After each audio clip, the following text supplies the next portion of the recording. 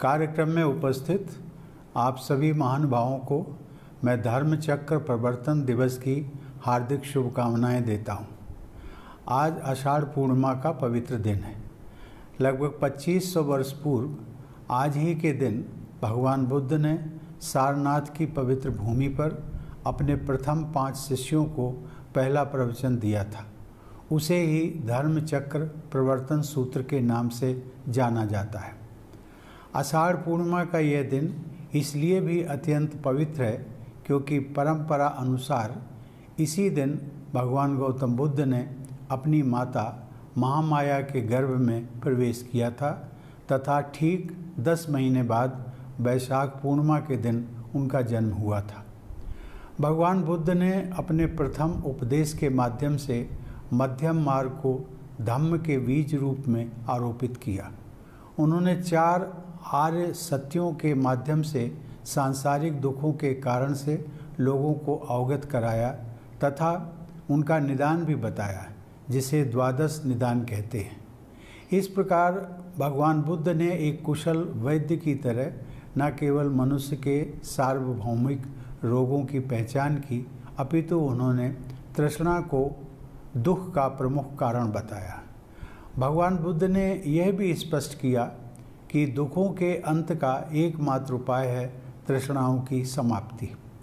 उनके अनुसार अष्टांगिक मार्ग पर चलकर मनुष्य दुख से छुटकारा पा सकता है। देवियों और सज्जनों, बौद्ध धर्म भारत की महानतम आध्यात्मिक परंपराओं में से एक रहा है।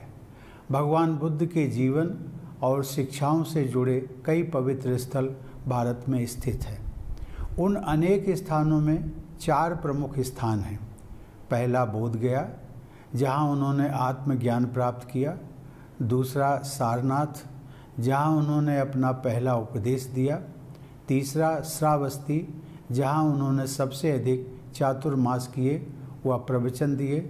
और चौथा कुशीनगर, जहां उनका महापरिनिर्वाण हुआ।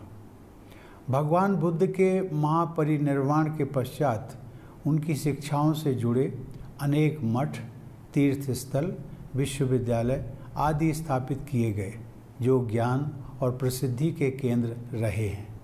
आज वे सभी स्थल बुद्ध सर्किट के अंग हैं, जो देश विदेश के तीर्थयात्रियों और धार्मिक पर्यटकों को आकर्षित करते हैं। सौभाग्य से बिहार के राज्यपाल और भारत के राष्ट्रपति के रूप में मुझे भगवान बुद्ध से जुड़े अनेक समारोहों में भाग लेने का अवसर प्राप्त होता रहा। वर्ष 2018 में मुझे अंतर्राष्ट्रीय बौद्ध सम्मेलन के उद्घाटन का अवसर प्राप्त हुआ था। वर्ष 2019 में राजगीर में स्थित विश्व शांति स्तूप की स्वर्ण जयंती समारोह में भी मैं शामिल हुआ था। देवियों और सज्जनों, भारत में विद्यमान विश्व के प्राचीनतम गणराज्यों में लोगों को शिक्षा देने वाले भगवान बुद्ध की स्मृति में निर्मित सांची स्तूप की बनावट राष्ट्रपति भवन की पहचान है, क्योंकि राष्ट्रपति भवन के गुंबद की बनावट सांची स्तूप पर ही आधारित है। आधुनिक युग में भी राष्ट्रपति भवन विश्व के सबसे बड़े लोकतंत्र भारत का सबसे महत्वपूर्ण भवन है। जिस पीपल के पेड़ के नीचे समाधिस्थ होकर सिद्धार्थ गौतम ने बुद्धत्व प्राप्त किया था, उसका एक छोटा सा पौधा मंगवाकर नवंबर 2017 में राष्ट्रपति भवन के एक बगीचे में मैंने लगाया। आज वह पौधा लगभग 7.5 फुट ऊंचा हो गया है। उसके बाद सन 2021 में मैंने राष्ट्रपति भवन परिसर के एक उद्यान में उसी पीपल का एक और पौधा लगाया। ये पौधे भगवान बुद्ध की विरासत के साथ जीवंत संबंध के रूप में राष्ट्रपति भवन में विद्यमान रहेंगे। राष्ट्रपति भवन के सबसे प्रमुख कक्ष अर्थात दरबार हाल में राष्ट्रपति की कुर्सी के पीछे भगवान बुद्ध की लगभग 1500 साल पुरानी एक मूर्ति रखी गई है। यह मूर्ति गुप्त काल के दौरान प्रचलित भारतीय यूनानी मूर्ति कला का सुंदर उदाहरण है।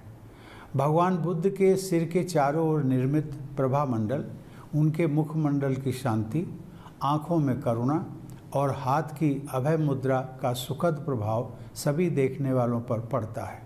इस प्रकार भौतिक शक्ति तथा सांसारिक वैभव का प्रदर्शन करने के उद्देश्य से निर्मित भवन में अहिंसा, करुणा और शांति का आध्यात्मिक अनुभव होता है।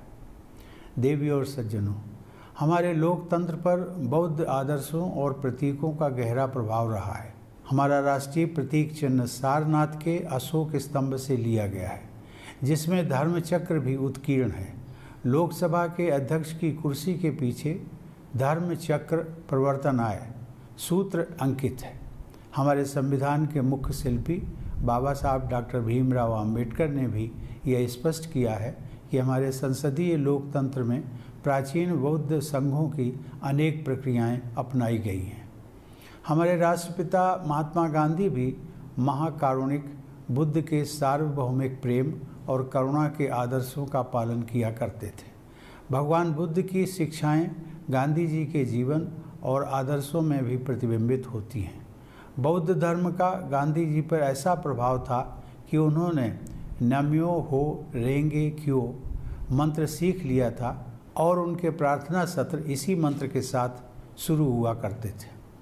भगवान बुद्ध ने कहा था, नत्थि शांति परम सुखम, जिसका अर्थ है शांति से बड़ा कोई आनंद नहीं है।